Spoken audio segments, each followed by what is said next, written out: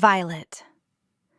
The fragrant aroma of fajitas and burritos cooking in the kitchen waft through the bar, making my stomach rumble. I love the food here. Enrique is an amazing cook. It's the best Mexican food in the city for sure. And we have the best margaritas, too. "Hey, can I get a double scotch on the rocks, doll?" An older man shouts at me, and his breath stinks of alcohol. The happy hour always brings in the worst customers imaginable. "Coming up," I say, turning around to get him his drink. The beautiful sound of Dante's guitar fills the bar as he plays solo. The relaxing and soothing sound helps ease my irritation at being spoken to with no respect. It wouldn't hurt him to have some respect for someone who's serving him. The best night of the week that I work is Friday night, and it's because Dante's band is here. I pour the double scotch in a glass with ice and pass it to him. "That's $4, please." The guy slaps a $5 bill down. "I'll need the change." Of course he will. Anyone drinking at happy hour always wants their change. I can't wait for it to be over and for the decent customers to arrive. Tips are what I rely on living on minimum wage in New York City. It's not exactly the cheapest place to live in the country. As I give him his dollar change, he mutters something about slow service. I grit my teeth and hold back my anger. Tonight is going to be a long night. My eyes move to the beautiful Hispanic guitarist playing on the stage. The rest of the members of his band, the Ortegas, haven't arrived yet. Dante always arrives early to set up. I can't keep my eyes off the man I've lusted after for 2 years. He has played at this bar with his band since before I started working here. There is something so sexy about a man with a guitar and tattoos. His band wasn't well known 2 years ago, but now they are renowned across the city. I can't help but wonder why, after 2 years of obvious flirting, he's never asked me out. Maybe a bartender isn't good enough for a man like him. Friday nights are always the highlight of my week because I get to see him. It's a challenge to keep my eyes off him whenever he is here. The way his fingers move effortlessly over the strings with such practiced precision. His dark brown eyes light up the moment he has his guitar in his hands, seemingly transported into his own world. The dim lights cast him in an ethereal glow and make him look more flawless. His dark hair is always neat and kept short, and his facial hair is impeccable. The scar across his left eyebrow and the tattoos on his forearms give him a rough, bad boy look. My 2 biggest weaknesses when it comes to Dante Ortega are his dark chestnut brown eyes and his accent. I tear my eyes away from the stunning man and focus on stocking the Budweiser up in the fridges beneath the bar before it gets busy. Carlos, my boss, wouldn't be happy if he caught me slacking when there's work to do. He doesn't turn up often, but when he does, it's always unannounced. He's not the kind of man you want to piss off, as he will fire you on the spot. Carlos has a temper. I've witnessed on more than one occasion in the last 2 years, and I have no intention of being on the wrong end of his wrath. I open up a few new boxes of beer bottles, stocking up the fridges below the bar. The perfect time to get ahead of the rush, which will be on us before we know it. Lastly, I check that the kegs connected to the beer taps aren't running low or need changing. Thankfully, they don't, as I hate trying to haul them up from the basement on my own. When I'm finished, I grab my bottle of water and lean against the bar, watching the man of my dreams. He's played the lead in far too many of my fantasies. My friends say I need to ask him out or get over it, as I've not dated anyone since I met him. No man lives up to Dante. I can't bring myself to ask him out. A man like him wouldn't be interested in a down-and-out bartender like me. What do I have to offer a man like him? His band is up and coming with a huge following, meaning he can get any girl he wants. My fear of rejection is too intense. He finishes playing his song, and I wonder if it's his last one. My stomach flips, and I keep my attention on the bar, knowing that he will be heading over here for a drink if he's finished. Dante is like clockwork. He comes in alone every Friday and plays solo for half an hour before approaching the bar for a chat and a drink. The highlight of my Friday night.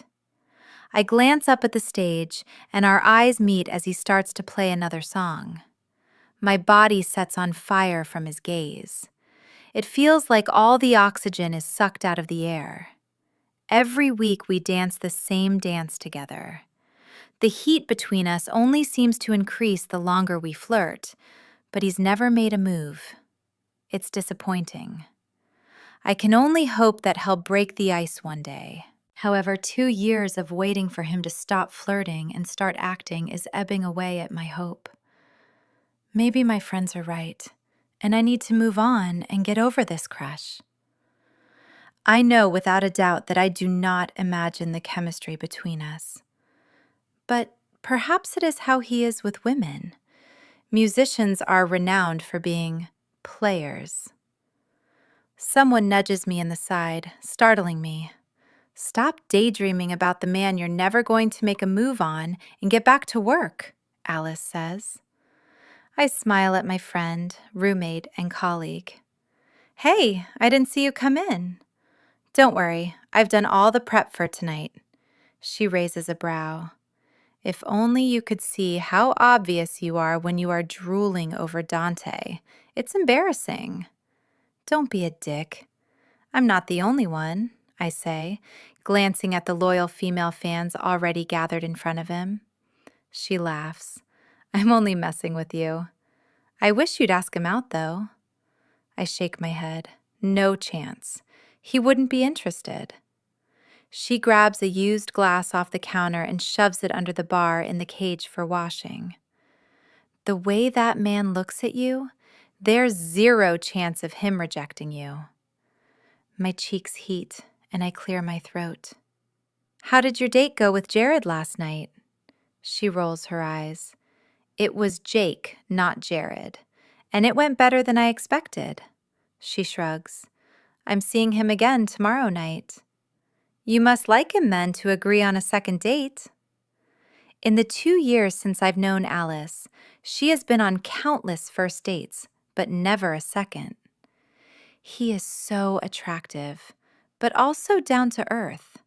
It's rare to find a guy like that, so yeah, I do like him. The asshole I'd served earlier slams his hand down on the bar. Quit this chit-chat and serve me a damn drink. I grit my teeth. Same again? He nods, grumbling under his breath as I take the glass from him and wash it at the sink before pouring him another double scotch.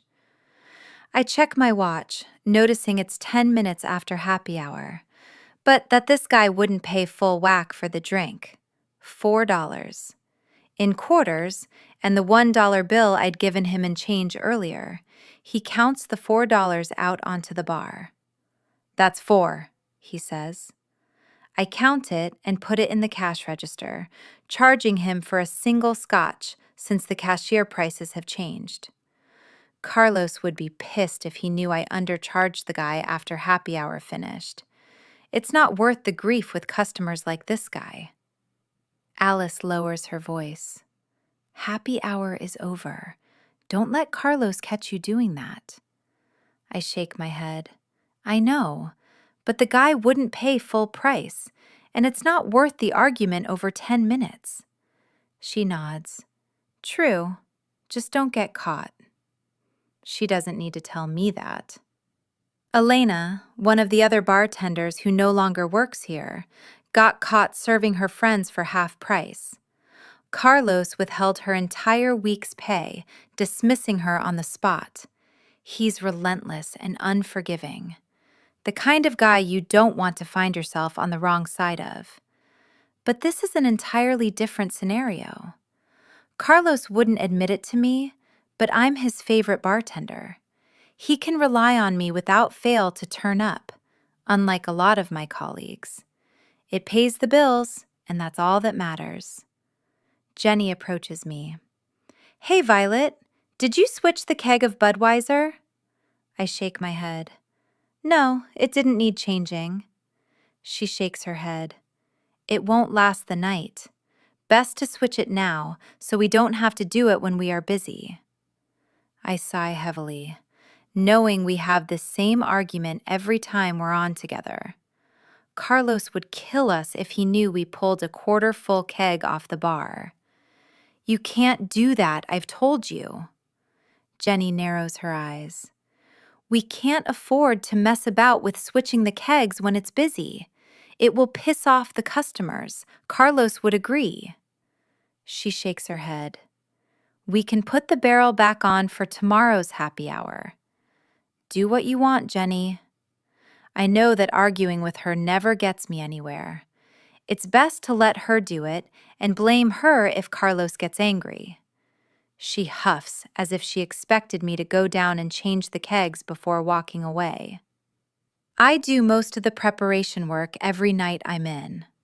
The woman is lazy and needs to learn the meaning of hard work. I sigh heavily and rest against the back bar, returning my attention to Dante as he strums his guitar. For a moment, all my worries melt away as I listen to the calming sound of his voice filling the room. He makes working here and dealing with this shit worth it. Dante. The only escape from the darkness of my life is Friday night playing this bar with my band. Even as our popularity increases, we still play here every Friday night without fail. Rick wanted to ditch it, but I call the shots.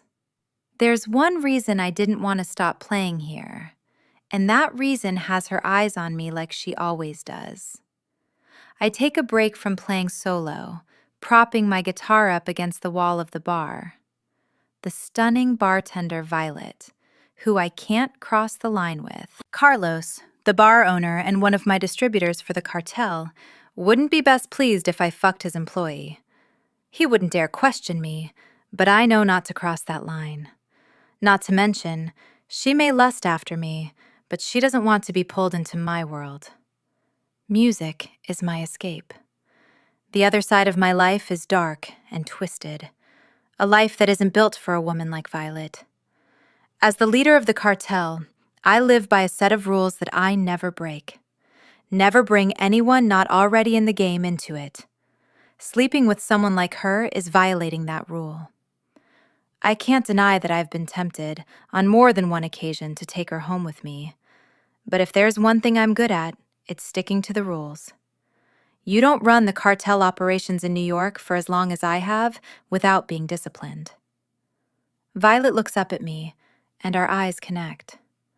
I feel my cock getting hard instantly as that electricity pulses through the air between us. It's a miracle that I've managed to stop myself from pushing her up against the wall and fucking her senseless in the back of this bar. We've met in the tight confines of the back room and hallways of El Torero multiple times. It's taken every fiber of my willpower to resist taking her in public, one of my favorite kinks. I walk toward her, shoving my hands in my pockets to hide the desire attempting to surface. It's time for a drink. Francisco, Rick, and Javier will be here in 10 minutes. I intend to spend the rest of the time I've got alone, chatting to the object of my desires. Buenos dias, señorita, I say in greeting, smiling as her cheeks flush when I speak to her. Hey, Dante, she says, wiping down the bar. Can I get you something to drink? She knows I always drink rum, but she always asks me. A large rum on the rocks. Violet raises a brow. Don't want to change it up and have something different for once? I sit on the stool in front of her. Why change something that works? She shrugs. Makes life more exciting if you aren't predictable all the time. I run a hand across my jaw. Are you calling me predictable, Miss Kenzie?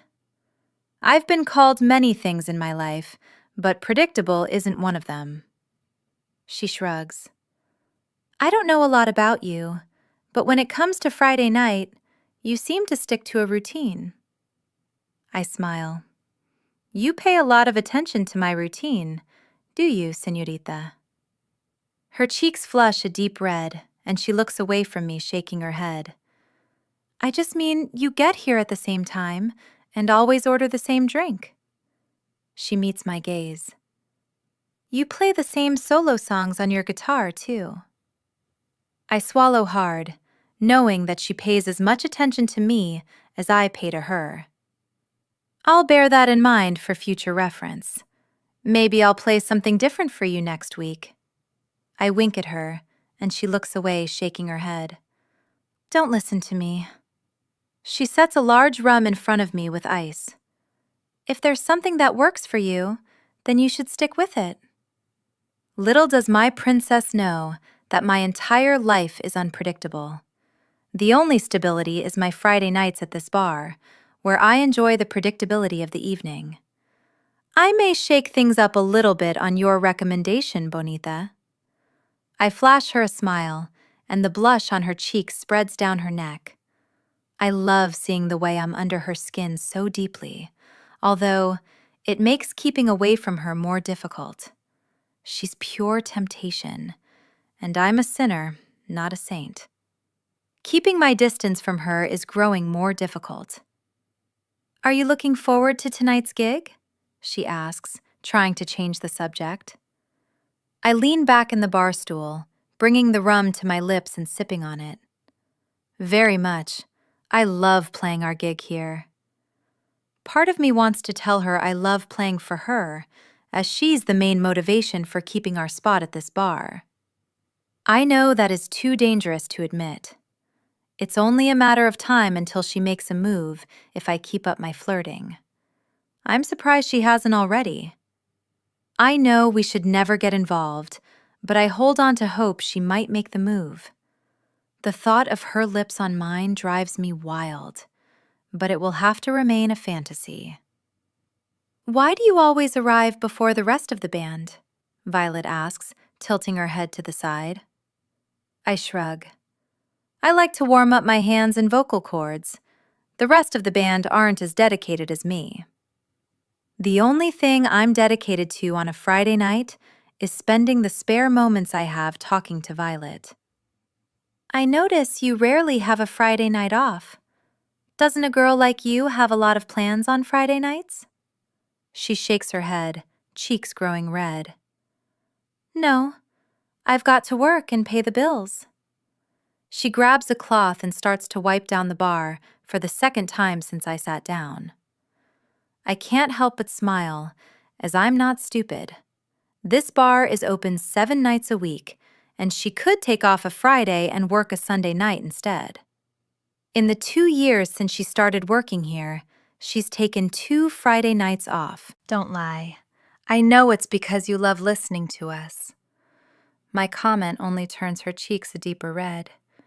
It's obvious that she works every Friday to see me. Violet has been my biggest temptation for the last 2 years, a temptation that gets more and more difficult to resist each week that passes by. She's beyond beautiful. Maybe I'll cave one night and kiss her perfect, plump lips that I've longed to claim ever since I set eyes on her. Is Carlos coming in tonight? I ask. Carlos owes me a shitload of money and has been avoiding me. He may be a friend and distributor for the cartel, but friendship only goes so far.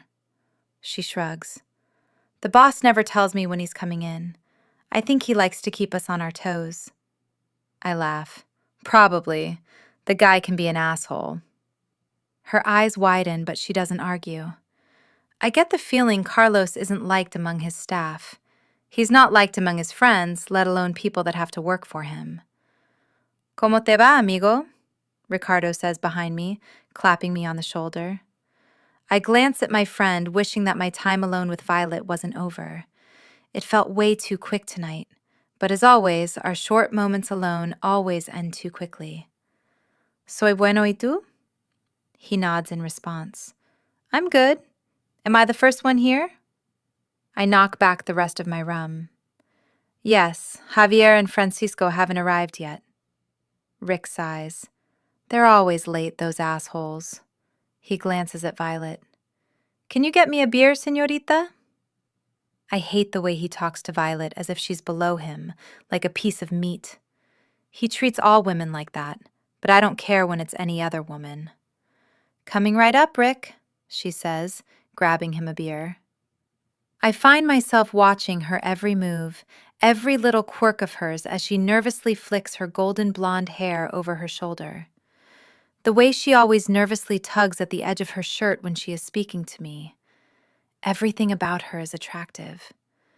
I need to remember Violet isn't part of my world, and that makes her untouchable.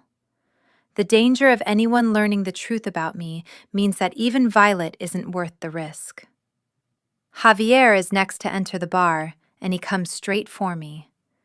Jefe, I've been trying to get a hold of you for an hour. My brow furrows as I dig out my phone. Shit, sorry. I had it on silent as I was performing. Anything urgent? Javier sighs. Well, discuss it after the show. I nod and knock back the rest of my rum.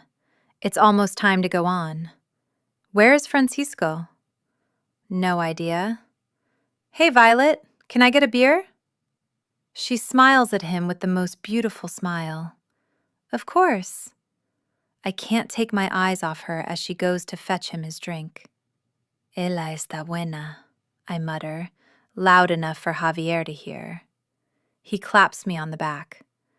When are you going to fuck that girl out of your system and move on? I glare at my friend and lugarteniente. You know I wouldn't cross that line. Javier rolls his eyes. Fuck knows why not. He never agreed with my keeping it in the game rule, and I understand why.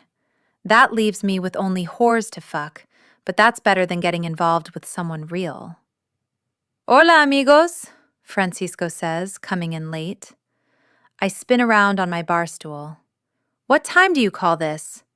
He looks at his watch. Looks like right on time if you ask me. I shake my head. Why can't you ever get here a few minutes before? Francisco is the least reliable of my closest men by far, but he's also the most brutal. I can trust him to get shit done for me that most men couldn't even dream of. He laughs. Punctuality is my forte. I don't need to be here early, just exactly on time. I roll my eyes and set down the glass on the bar. Time to rock and roll. I meet Violet's gaze, which is hot and heavy with desire that drives me wild. I give her a wink, which turns her cheeks a deep pink again. It takes all my willpower to tear my gaze away from her and head toward the stage. Violet. The night is drawing to a close as the Ortegas play their last song. The place is packed, and always is when they're here. I take a pause and lean against the bar, thankful that it's past midnight, meaning no more customers to serve. The bar is licensed to serve alcohol up to midnight. My attention moves to Dante, who, in my eyes, is the star of the band. He's not lead vocals, that's Rick, but this song he is singing in his beautiful voice that raises goosebumps over every inch of my skin. Dante is perfection. He's gorgeous and beyond talented. I know I'm not the only woman in this city that has the hots for the guitarist. The band has a loyal female following, but Dante is the only heartthrob in my opinion. Everyone erupts into applause as Dante finishes the song, his eyes coming up and meeting mine across the crowd. I shudder, looking down at the bar quickly as he's caught me staring at him on more than one occasion tonight. Hey, can I get another beer? Some guy shouts at me, forcing me to look up. I glance at my watch. We called last orders 20 minutes ago. I shake my head. I'm sorry, I can't serve you. His eyes narrow, and he slams his hands down on the counter. Oh, fuck off! It's a beer! I grit my teeth, noticing the guy is already pretty drunk. We're not licensed to serve alcohol after midnight. I'm sorry. He stands from the stool, towering over me. I said one beer. Now serve me it, bitch. Dante isn't as tall as the guy being an asshole, but he appears to one side, eyes full of rage as he overheard him. He sets a hand on the guy's shoulder. "Leave her alone." My heart skips a beat, hearing him come to my rescue. The asshole that called me a bitch shakes his head. "Or what?" He turns to face Dante, and I notice his shoulders tense as he bows his head. "I'm sorry, Dante. I didn't realize it was you." Dante's eyes narrow as he glances between the guy and me. "I don't think it's me you need to be apologizing to, Hernandez. Apologize to Violet. Now." My cheeks heat over Dante's heroic rescue. "I don't need his apology. It doesn't matter. I'm used to it," I say, grabbing an empty glass off the bar counter and sliding it into a crate under the bar for the washer. That's been the truth for a long time before I moved to New York and became a bartender. My stepdad was an abusive drunk, the kind of guy you'd find in this bar at happy hour. Dante shakes his head. "I don't care what you are used to. He disrespected you in front of me." He grabs the guy's shoulder. "Apologize." Hernandez turns to face me, throat bobbing as he swallows hard. "I'm sorry for speaking to you as I did." There is a tension in the air that is impossible to put into words. Dante Ortega oozes power, even if he is just a guitarist in a band. There's something different about him that I can't put my finger on. I nod at the guy in response, feeling awkward that he's been forced to apologize. If it weren't for Dante, he would probably still be pushing me to serve him after our licensed hours. "Now fuck off," Dante says. I'm surprised when he listens to him and turns around, leaving us alone. Dante's dark brown eyes are intense as they lock onto mine. "If anyone gives you any trouble, Violet, you tell me, all right?" I nod, but feel a little uncomfortable with the way he got that guy to apologize. It was a daunting side to him I've never seen before, even if the guy was a jerk. He bangs his palms down on the bar. "Is the bar shut for us?" he asks, nodding his head toward Rick, who is approaching. Carlos always instructs me to give the band drinks even after the last orders. I shake my head. "No, what do you want?" "Rum on the rocks for me." Dante glances at Rick. "What are you having?" "I'll have a beer." I nod. "Coming right up." I turn to fetch their drinks. Rick is the joker of the band, but he's a nice guy. All of the band members are nice guys, unlike some of the other artists that play here. They're by far the most well-known, but the least egotistical. I set the beer down in front of Rick and the rum in front of Dante. "You guys were amazing as always," I say, trying to avoid making eye contact with Dante.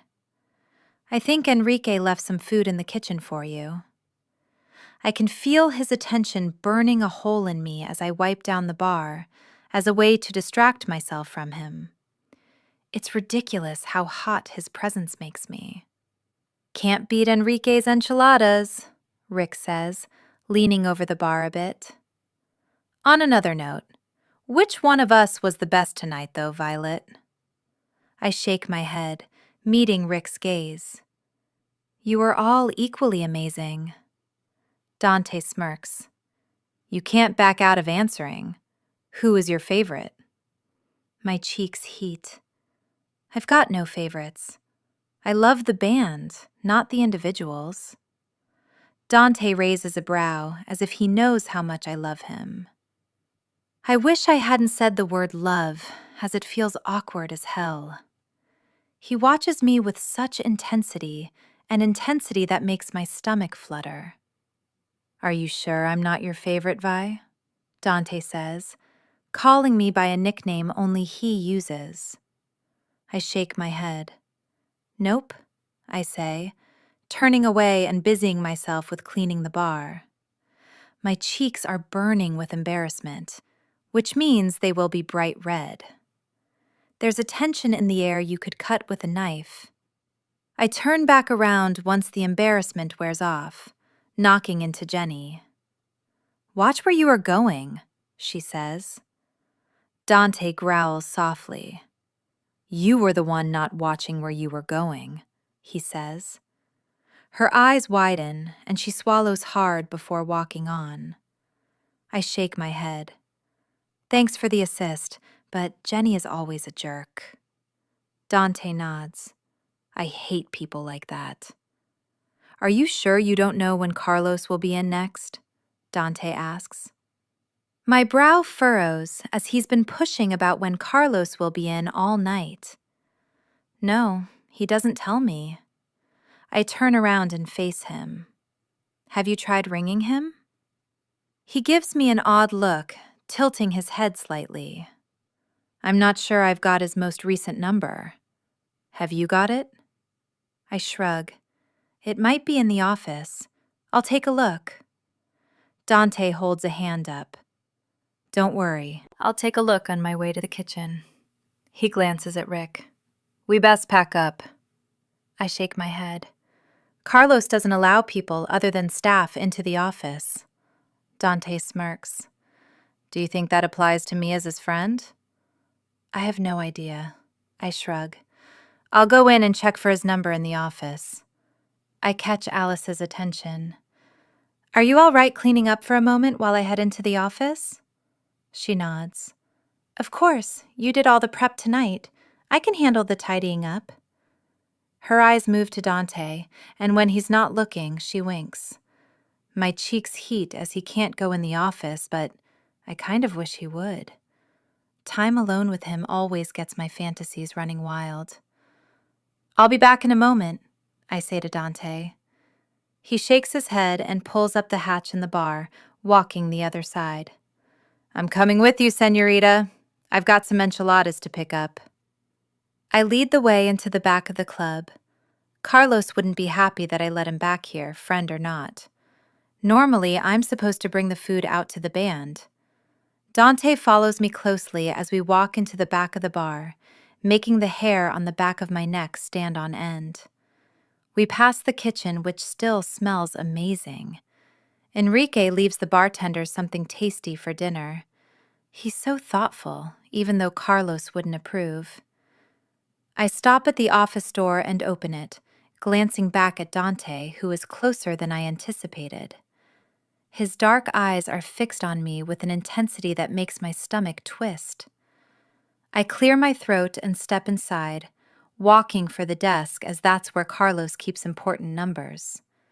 His number is on a post-it on the computer, and I grab it, turning around to find Dante inches from me. He towers over me, and the heady, musky scent of him overtakes my senses. My legs wobble beneath me, and I feel unsteady. "Here's the number," I say, awkwardly shoving it into Dante's hard chest. He doesn't take the number. Instead, he stares at me with fire blazing in his eyes. "Vi," he says my name, moving slightly closer to me so that our bodies are pressed together. "You look stunning tonight." My brow furrows. "I'm wearing the same outfit I wear every time you see me." His jaw clenches, and he lowers his head closer to mine. "I don't mean your outfit. You always look stunning." I can hardly breathe right now, wondering if he's going to make a move. The air is thick with sexual tension. "Tell me what you want, Bonita." I swallow, knowing that I couldn't trust myself to speak right now. My stomach is fluttering, and all I can do is stare at the man of my dreams dumbfounded. Dante slips a hand onto my hip and leans toward me, brushing his lips against my cheek softly. "I want to kiss you, Vi." My heart rate accelerates. Is this finally about to happen? To think I almost insisted he didn't come with me. "Dante," I murmur his name. He teases his hand up to my throat and squeezes softly. "Call me Daddy, princess," he growls into my ear. A shot of electric excitement consumes me, and I gasp a little, shocked by him asking me to call him that. My nipples harden painfully, and my pussy gets wet instantly. "Yes, Daddy," I breathe. It's so dirty but feels so right, and I love the way he orders me about. He groans and moves his lips to mine, kissing me passionately. Our lips meld together in a kiss that holds such pent-up desire. His tongue teases against my lips, seeking entrance. We shouldn't be doing this at all, let alone in Carlos' office. I'm too weak to stop. My lips part, allowing his tongue inside my mouth as he deepens the kiss.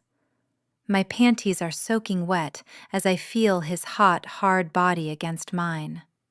Dante grabs my hips possessively and lifts me onto the edge of the desk, stepping between my thighs. I feel the hard press of his cock through his pants as he moves a hand to my throat and squeezes. I moan like a wanton whore, wanting nothing more than to feel every inch of him buried as deep as possible inside of me. I submit to the sensation, loving the way his dominance makes me feel. Dante wants me the way I want him, and I've never wanted a man so badly. He kisses my neck, increasing the heat building inside of me. I run my hand through his short, dark hair, moaning. Footsteps approaching the office, followed by Rick's voice, startles the both of us apart. "Where the fuck is my enchilada?" I'm breathing heavily and so hot I'm sure my face is bright red. If Rick were to walk in here right now, he'd know what we'd been up to. Dante swallows, and a look of guilt passes through his eyes as he meets my gaze. "We best get back." He grabs the Post-it note off the desk with Carlos' number on it. "Thanks for the number." He waves it and then walks away from me, leaving me gawping after him like an idiot. I can't believe he finally kissed me. A kiss that most certainly didn't disappoint. The pent-up longing between us is so intense that our brief moment of passion was hotter than anything I could have imagined. I shouldn't be so happy about one lousy kiss, but I can't help it. Dante has haunted my dreams for too long, and maybe those dreams are finally coming true. The only thing I'm disappointed about is that it didn't go any further. Dante. I pack away my guitar in its case and carry it out the back of the club to the band's van. Rick is putting the drums away and he glances up as I come out. "Good night, Dante?" he asks. I shrug and walk past him. Rick is a bit of a clown and I don't like to indulge him when he has had a drink. All of the band work for me and my operation here in New York. My father is the head of the cartel and he runs the operation in Mexico, leaving me to head up the stateside business. It runs smoothly, and no one would dare question the Ortega family's supremacy. Tonight was a good night until I fucked up and kissed Violet. I've managed to keep control of my urges, but when I had her there alone in that office, the temptation was too great.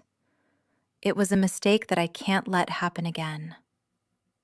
"Are you sure we still want to keep this gig?" Rick asks, approaching me as I slide the guitar case into the back of the van. "Isn't it below us to be playing this bar now that we're so sought after?" I grit my teeth. "Ricardo, we've had this exact conversation more than once. Are you trying to anger me?" He holds his hands up. "I'm just saying that I can't see the reason we are keeping the gig."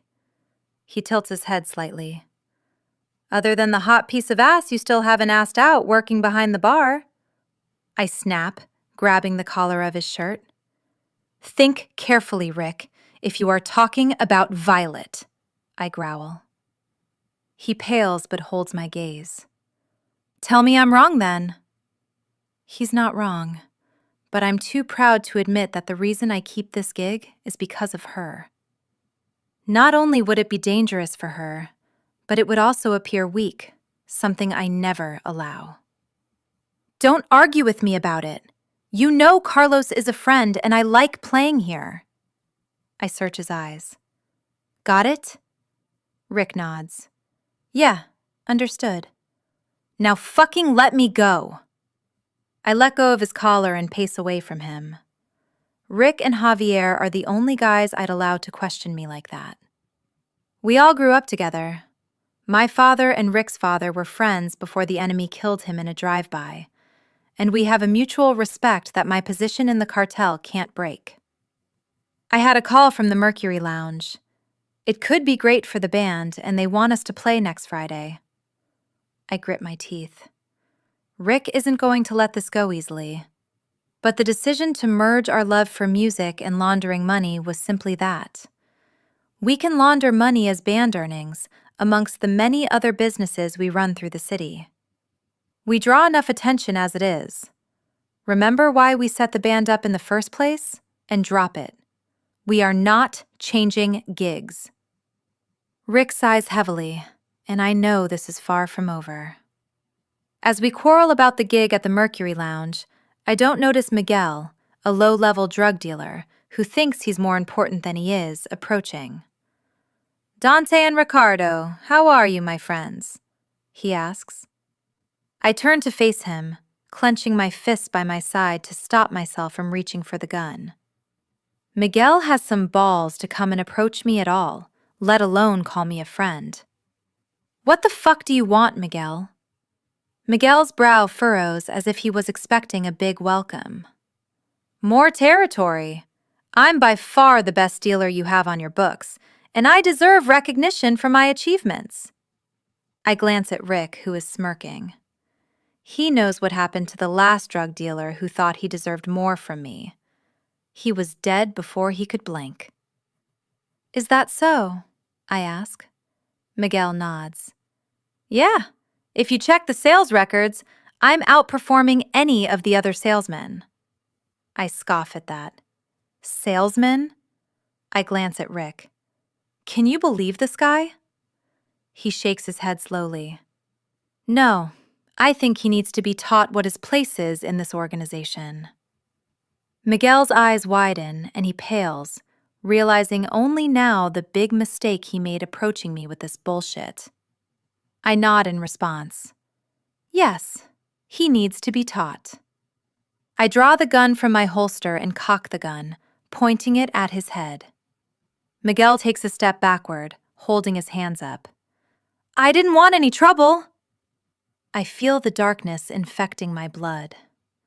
Friday night is the one night that I escape from this part of my life, but this asshole made sure I couldn't escape this week. Well, trouble is what you found, Rick says, stepping closer to the idiot. Why on earth would you think you could come and demand anything from Dante Ortega? I ask. Miguel stutters, not making any sense. He's shaking like a leaf. Don't do this, Dante. I didn't mean to disrespect you. I exchange one last glance with my friend before pulling the trigger and shooting him right through the head. The shot kills him in one as he collapses on the floor. The gas behind me makes my heart still in my chest. I turn around to see Violet standing at the club's back door, holding a tied-up bag of trash. Her eyes are wide as she stands there, frozen in shock, staring at Miguel's body. Fuck. The woman I've lusted after for 2 years is now a witness to a murder I committed. It leaves me with no other choice but to kidnap her. Rick meets my gaze and nods as though he can read my mind. Hell, he probably can. I've known the guy since I was 5 years old. Violet, I can explain, I say, stepping toward her with my hands out in surrender.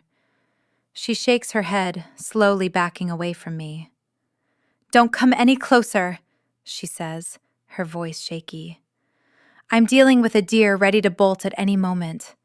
Every action I take has to be well thought out, as a scared witness reaching anyone else is dangerous. Violet has switched from a guilty desire to a threat so fast that I can hardly process it. "Violet, please let me explain." She shakes her head again before turning and running back toward the bar. "Fuck," I growl, rushing in after her. She can't outrun me, especially not in her heels. Violet barely makes it inside by the time I've wrapped my arms around her waist, lifting her effortlessly. She thrashes in my arms, shouting, as I struggle to force my hand over her mouth. Once I've got my hand over her mouth, she stills. "Stop this, now," I say, keeping my voice calm despite the chaos rising inside of me. I carry Violet back out toward the van, knowing that I only have one option. Rick is already getting the restraints out of the back of the van. I hate the fear I see in her eyes. It replaces all of that hot, passionate desire she regarded me with only half an hour ago when I saved her from the asshole at the bar and then kissed her. Rick approaches, not needing me to tell him what to do. He slides the gag over her head, forcing it into her mouth and tying it tight. Then he grabs her arms forcefully, tying the rope tight around her wrists, tighter than I would. I notice her wince. The twisting sensation in my gut makes me clench my jaw as I watch Rick handle her roughly. There's a possessiveness inside of me that is born out of my infatuation for Violet. It looks like Rick is about to get everything he wanted, as now Violet is my captive. There's no need to play this bar anymore. Violet's eyes are full of panic as he sits her down in the back of our van. Francisco and Javier, my two other band members, approach. They hardly bat an eye at the dead body on the floor and the woman bound and gagged in the back of our band's van. "Looks like some bad shit went down," Javier says. Francisco nods. "Need a hand getting the body in the back of the van?" I clench my jaw, meeting Violet's gaze. The fear in them cuts me, and the thought of placing a dead, bloody body in the back of the van with her makes my stomach churn. My princess is about to learn how dark my life is. Now that she is part of the game, there's no going back. A witness can't be allowed to be free. She's my captive. "Yes, get out a body bag and put him in the back." I glance at Javier. "Get a guy down to clear up. We will have to go via the factory before heading home." Javier nods, his face grave as he pulls out his cell phone to make the call. None of us like visiting the factory to dispose of bodies. It's a gruesome task, but the only way to properly dispose of a body is in vats of acid to ensure nothing can be traced back to us. Miguel is an asshole. He brought this on himself, approaching me and trying to demand more fucking money. Who does he think he is? No one is stupid enough to demand anything from me, at least not anyone who is still breathing today. Francisco places the body bag by the side of Miguel's body and shifts him into it with Rick's help. They zip the bag up and then lift it into the back of the van, sliding it in next to Violet. I watch her eyes widen as she tries to shift away from the bag. The tears spilling down her cheeks grate at me more than I can explain. I saved her from an asshole treating her badly at the bar less than an hour ago.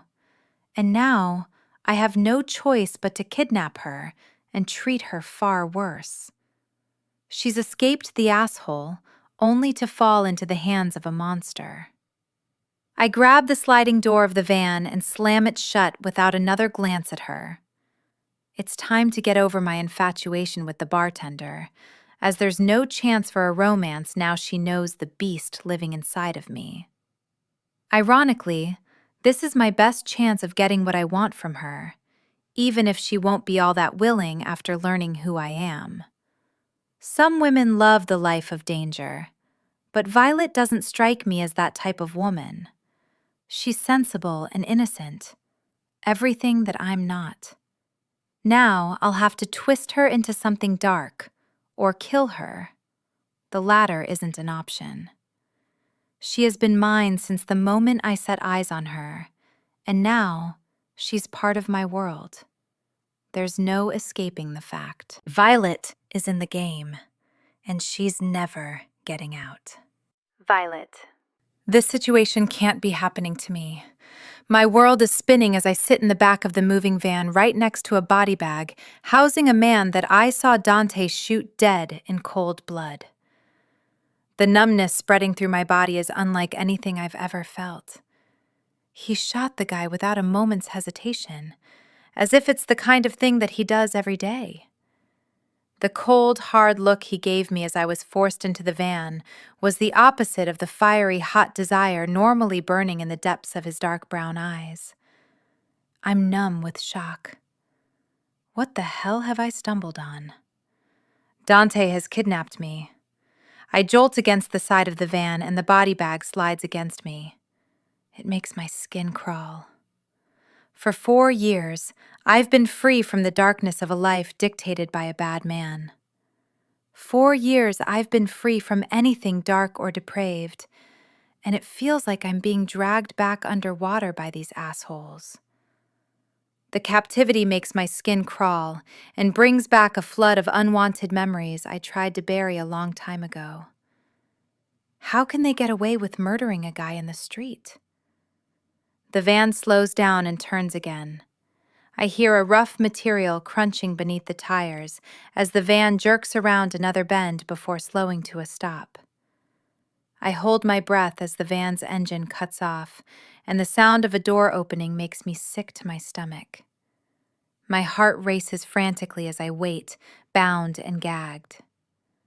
At the tender age of 24 years old, I get the feeling my life might be quickly nearing its end. I've watched enough crime films to know witnesses don't survive long. The only way to silence a witness is to make sure they are dead and buried. The door opens to the back of the van, and Dante stands there with a hard expression. He avoids my gaze, glancing at Rick, who stands to his right. Let's get this over with. I hold my breath, wondering what they're going to do to me. Rick drags the body bag out of the van with the help of Javier. All the while, Dante watches me with that same cold, hard look that sends shivers down my spine.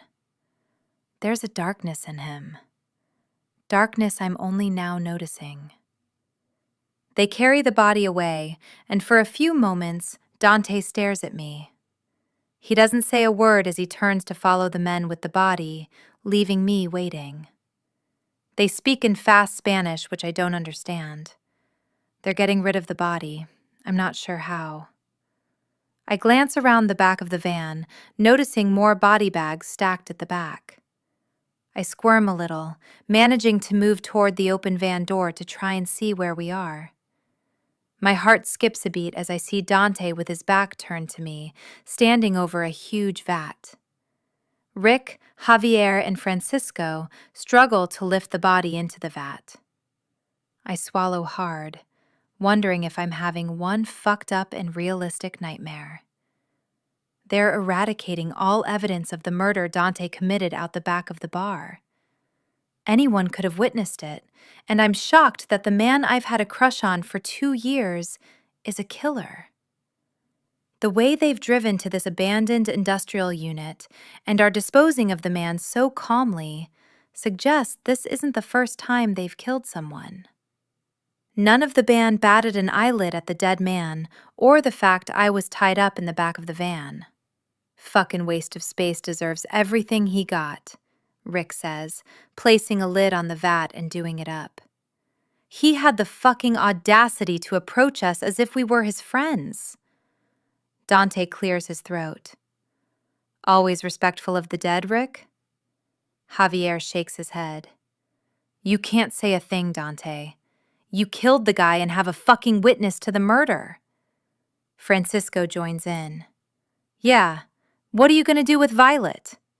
I quickly move backward as he moves to look back at the van. Let me worry about that. Rick sighs. You may be soft on the girl, but you can't keep her alive. There's a deep, guttural growl, followed by the cocking of a gun. Are you trying to tell me what I can or can't do, Rick? There are a few moments of silence. Cool it, Dante. You know what the protocol is, and that's all I'm saying. Fuck off. I make the damn protocol. I can almost feel the tension from the back of the van. We may be friends, but don't forget your place, Rick.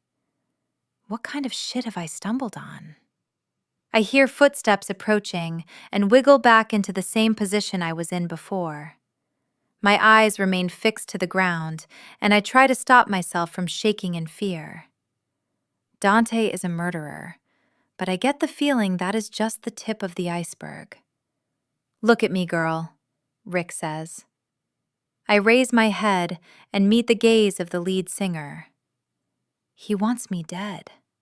Dante doesn't want me to kill you, so you are lucky he has a soft spot for you. He climbs into the back of the van, making my heart rate accelerate. I can hardly breathe as he gets near a man that wants to murder me. I've never felt such paralyzing fear in my life. All I can do is stare at the floor, scared to make the smallest movement.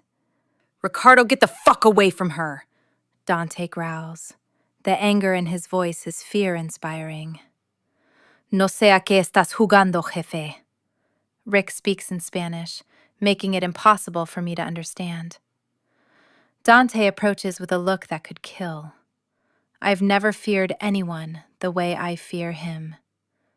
Cuidado, he says, one single word slowly, eyeing Rick with such a threatening gaze. Rick backs off and walks out of the van, jumping down and saying something in Spanish to the others. Dante moves his gaze to me, and the fire in his eyes makes my stomach churn. A fire that used to set me ablaze. I can't get the image of him pulling that trigger out of my mind. Keep quiet, Violet. I'll explain everything to you soon, he says, his voice deep and husky. A sound that used to drive me wild, but now it makes me feel sick. How can he explain anything I've seen tonight? There is no explanation for what he did. He's a murderer, and there is nothing else to be said. I gaze at the floor of the van, focusing on a dark red stain which is more than likely blood. His gaze remains on me, but I can't bring myself to look at him again. Dante walks away and slams shut the door, making me jump. I feel pain clutch at my chest as tears well in my eyes. If Dante doesn't intend to kill me, what does he intend to do to me? The tears don't fall. It's as though the shock prevents me from crying. All I can do is stare at the same bloodstain, struggling to bring myself to look away. Am I broken? I sure as hell feel like I am. I can hardly process the insane thoughts racing through my mind. All I want to do is ring the police and tell them what I saw. Dante should be locked up in federal prison for what he did. Rick watched as if it was normal too, and then the other two turned up as if this was a standard Friday night. The Ortegas are a bunch of murderous criminals, and something tells me I don't know the half of it. It's as though I've woken up in a nightmare. The man I've had a crush on for 2 years isn't my hero. He's the villain of my story. I shake my head, trying to force the fact to sink in. He's kidnapped me and taken me against my will. I can't imagine what his intentions are for me, but I know they can't be good.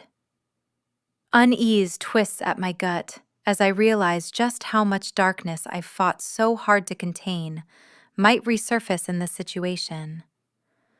I'm a fighter, and always have been, but there are some demons even I'm not brave enough to face again. All I can do is sit and stare at the bloodstain on the floor, feeling utterly numb as the van drives me to my hellish fate. Dante. I focus on the road